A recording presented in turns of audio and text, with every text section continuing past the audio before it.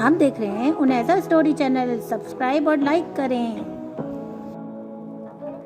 میں پردے کے پیچھے چھپ گیا تھا اور چھپ کر دیکھنا چاہتا تھا کہ آخر میری بیوی ایسا کیا کرتی ہے جس پر اس کو اتنے پیسے مل جاتے ہیں۔ میں نے سوچا آج سارا دن اس کا جائزہ لوں گا اور دیکھوں گا کون میرے گھر میں آتا اور جاتا ہے۔ ابھی کچھ ہی دیر ہوئی تھی مجھے پردے کے پیچھے چھپے ہوئے، تو جو منظر میری آنکھوں کے سامنے آیا تو میری حیرت کی انتہا نہ رہی۔ میرا منہ کھلا کا کھلا رہ گیا اور آنکھیں پھٹی کی پھٹی رہ گئیں۔ میرے پاؤں تلے سے زمین نکل گئی۔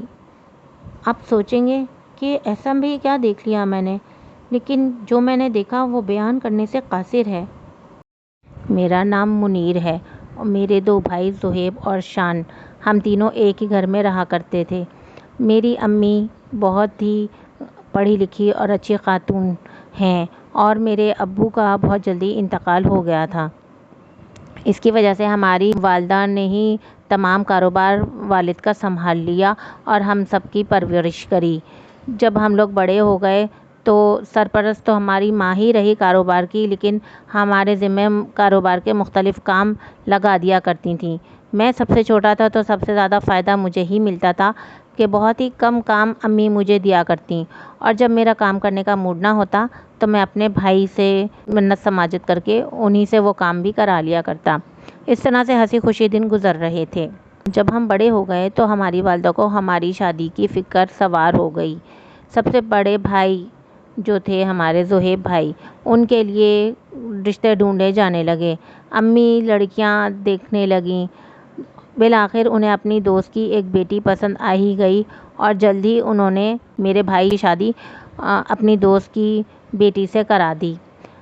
کچھ دن گزر گئے اسی طرح۔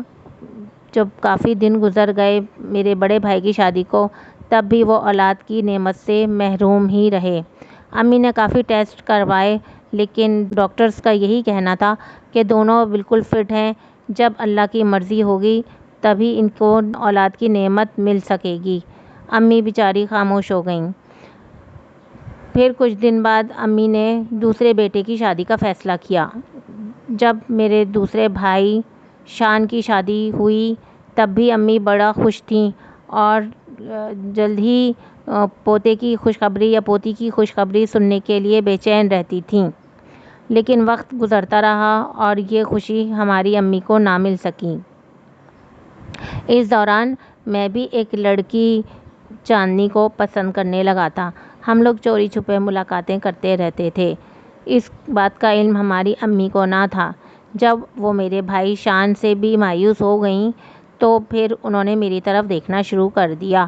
میں نے امی کو جلد ہی بتا دیا کہ میں ایک لڑکی کو پسند کرتا ہوں، اس کا نام چاندنی ہے۔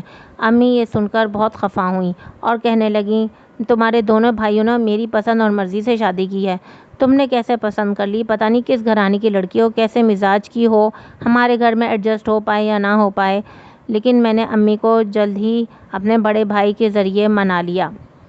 امی نے کہا ٹھیک ہے۔ اس شرط پہ امی راضی ہوئیں کہ میں جلد ہی انہیں اولاد کی خوشخبری سناؤں گا، جس پر میں نے ہنس کر امی سے وعدہ کر لیا، اور یوں میری شادی چاندنی کے ساتھ ہنسی خوشی انجام پائی۔ کچھ دن گزر گئے اور ہم بھی اولاد کی نعمت سے محروم رہے، لیکن امی کو چاندنی پہ کیونکہ غصہ تھا، اسی لیے مجھے اور میری بیوی کو ایک دن گھر سے نکال دیا اور کہا جا کے خود ہی محنت مزدوری کرو اور ہم سے رابطہ رکھنے کی ضرورت نہیں، کیونکہ ہماری پسند کی شادی تھی، اس کی کچھ نہ کچھ سزا تو ملنی ہی تھی۔